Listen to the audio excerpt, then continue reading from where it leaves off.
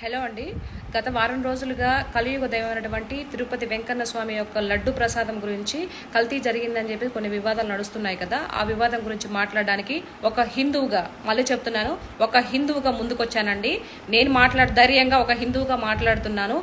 ఇందులో పార్టీలకి సంబంధమే లేదండి. ఒకళ్ళు చేశారంటారు, ఒక పార్టీ వాళ్ళు చేయలేదు, మాకు తెలియదు అని అంటారు. సో అక్కడ తప్పు జరిగిందా లేదా అనేది ఆ వెంకటేశ్వర స్వామికి తెలుసు. ఆయన శిక్షిస్తాడు. తప్పు ఎవరైతే చేశారో వాళ్ళు శిక్ష పడి జరుగుతుంది. ఇది సత్యం అనమాట. ఇంకొక విషయం ఏంటంటే, మన హిందువులుగా ఎందుకు పుట్టామని సిగ్గుపడుతున్నాను. మన హిందువుల మీదనే మన సనాతన ధర్మం గురించి, మన దేవుళ్ళ గురించి బ్యాడ్గా కామెంట్లు చేస్తున్నారు. సిగ్గు, శరం, మానం, మర్యాద అన్నీ వదిలేశారు.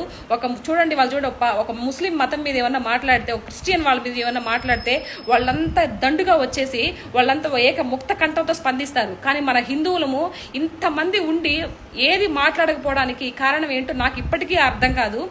ఎందుకంటే హిందువులే ఇంత నీచానికి దిగజారి హిందూ ధర్మాన్ని ఇంత నాశనం చేస్తుంటే ఇంకా ఎక్కడ మాట్లాడతారు? ఇందులో ఇన్స్టాగ్రామ్లో ఈ వీడియో చూస్తున్న వాళ్ళు ఎవరైనా సరే హిందువులు ఉంటే ఒక్క వీడియో చేయమని మిమ్మల్ని అందరూ వేడుకుంటున్నాను. కొంతమంది లేడీస్, అమ్మ మీరు మొహానికి మేకప్లు వేసుకొని matching blouse, matching sari, matching jewellery వేసేసుకొని వీడియోస్ చేయడం కాదు. ఇలాంటిది కూడా స్పందించినప్పుడు ఒక హిందువుగా స్పందించి ఒక చిన్న వీడియో చేయండి. పక్క వాళ్ళు మమ్మల్ని మన హిందూ ధర్మాన్ని కమెంట్ చేయాలంటే భయపడే విధంగా వీడియో చేయమని మిమ్మల్ని అందరినీ వేడుకుంటున్నా. తప్పుంటే క్షమించండి.